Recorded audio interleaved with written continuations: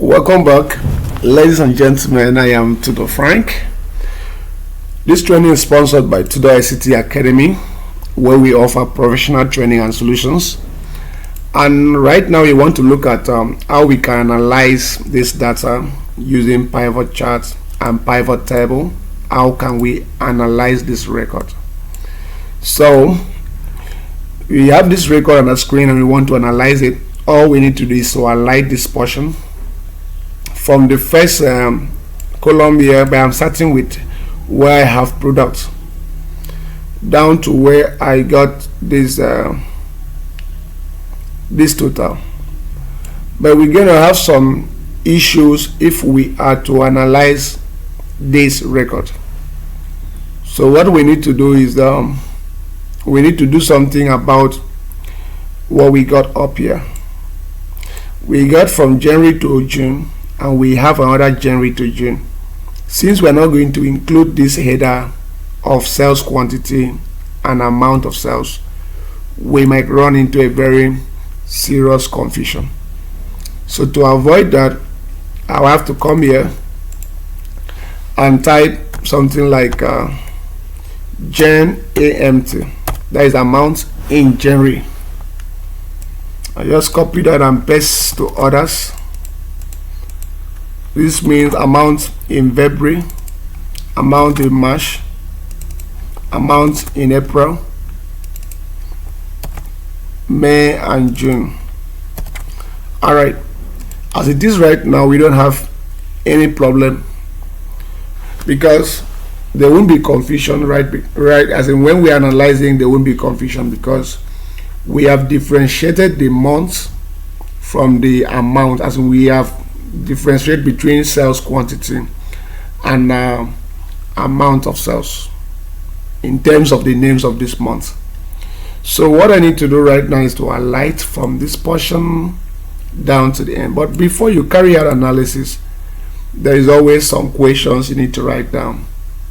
There should be questions you need to provide answers to when you're running any kind of data analysis.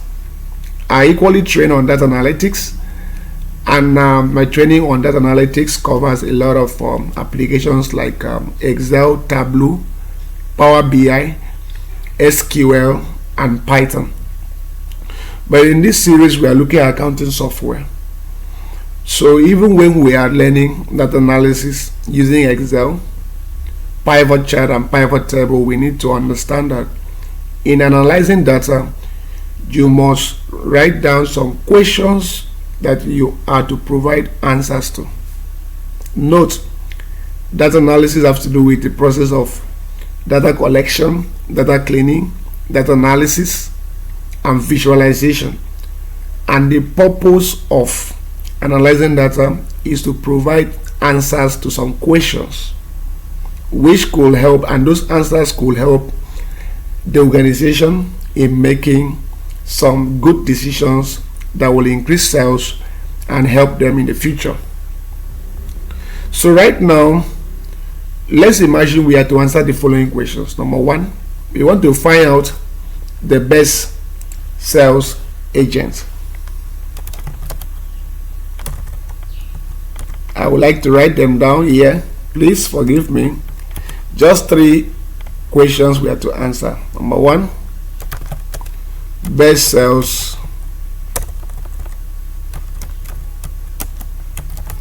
agents. Might look small, please. Let's just manage this. Number 2, we are going to look at best sales month. Which months do we have the best of sales? We're going to consider that. Looking at best selling months, based on the amount we got here. Then the next thing we're going to look at is best selling products.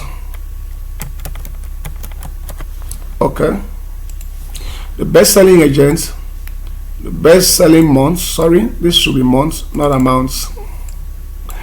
Okay, best selling agents, best selling month and best selling product. That is what we're gonna look at. By analyzing this data, we're analyzing it to find out the best selling products, the best selling months, and the best selling agents. Maybe there is always a kind of a bonus, or should I call it additional compensation given to the best selling agents. So we're going to compare this. We're going to run a lot of analysis to find out who comes out the best agents, who comes out, as in which product comes out the best product, as in the best selling product, and which months do we have the best of sales. We're going to look at this in the analysis. So let's start with this. On this video, we're going to start right away. I will highlight and note, when you're analyzing data, you have to bring in the result of your analysis in where one can see. It might be PowerPoint, it might be Word, it might be any other application, but you have to prepare where you can bring out your visualization. I'm going to do that, but I'm going to do my analysis, as in I'm going to present the result of my analysis in Microsoft Word, but that will be done in the next video. For now, let's just analyze it first. So I'll come over here and I say select from products down to the totals here. Note, I'm not including the total at the bottom. I'm not including this other total at the bottom. I'm taking only the total I have right here, and I'm taking only from these headings. I'm not taking these other subheadings like sales quantity, and I'm not taking anything there. So I have finished highlighting this range of sale, and I go to insert. Then I come to pivot table. I click on this angle below pivot table. I'm going to see pivot chart. I click on it. By clicking, the range of sales already indicated here, as you can see. So I come down. I have to use a new worksheet. Please, for every analysis, use a new worksheet. So I click on OK. The first thing we want to find out is the best agent. Among all the sales agents, who was the best? Note, it takes us to sheet 4, which is a new worksheet right here. So since sheet 4 is what is given to us, sheet 2 and sheet 3 are empty. I can delete them by right clicking on it, and I click on delete. That is gone. I right click on it, click on delete, and it's gone. So we don't need to keep any sheet that we are not using. So coming back here to sheet 4, we have these 3 items. The whole screen divided into 3. By the left hand side, we have the pivot table, which will come up here. At the center, we have the pivot charts, and then at the right hand side, we have the pivot table field list. So let's start the analysis by doing what? To find out the best sales agents according to the questions we wrote down. The best sales agents, we are going to pick up the agents angle. We pick up the agents, and we pick up what we have as a total, and that's automatically give us, if you can see on the screen, we have the best sales agents automatically. That Alfred is the best sales agent.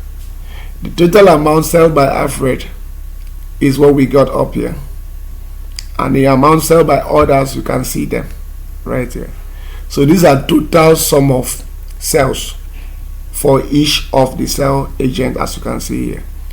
So on the pivot table is well explained that Alfred comes out first among others. I think it's being followed by Jane, Mary, and Peter. If I right click on this record, I can say add data labels, which will bring out the exact data. Now this is based on the overall total. You can analyze this based on different things. For example, I can say, okay, based on quantity, I want to see who carries who sells the highest quantity in the month of Jan. can see Peter actually sells the highest quantity in the month of January. Now, who sells the highest quantity in the month of February?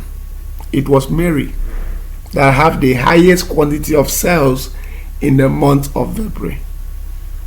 Now, who sells the highest quantity in the month of March? You can see, of course, it's Mary. In the month of April, who have the highest quantity? It was Jane. In the month of May, who came out with the highest quantity? Mary. And finally, in the month of June, who has the highest quantity? Peter. So if you check down here, I can say, okay, tell me, in the month of June, who have the highest sales amount? It was Alfred. Month of February, which sales agents have the highest sales amount? Alfred as well. Come down here. In the month of March, which sales agents have the highest amount of sales? Alfred. In the month of April, which sales agents have the highest? Alfred. Month of May, Alfred. Month of June, Alfred. Let's find out if everything is okay with this data. Alright, why is it like this? It's because of the kind of item that Alfred is selling. Alfred actually sells Dell E324, which actually have the highest amount if you look at the unit price. Does it mean Alfred is the best selling agent? No, Alfred is not. So what do we do to find out the best selling agents? We're going to correct this.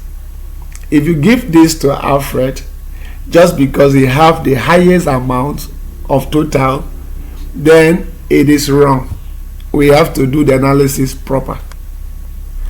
So what we need to do is to come to sheet 4, and then we have to delete whatever we have here because this is not right. I have to create a new column between June and January. Between the last quantity and the first amount of sale, I'm going to create an empty column. So I right click here and I just click on insert. That gives us a new column. So on the new column, I can expand it a little and I will call this total. I just want to shorten it. Total quantity. You get it? Total quantity you have to do with all the quantity sales by each of this person. When you add it all for each of these months, we got total quantity. So I'll click here and say equals to sum, open bracket, from January down to June, add all the quantity together and give me the answer here. So I click here and I drag it down. Note the formatting, this thing will still apply here, but we need to remove that by just coming down to this, and I can clear rows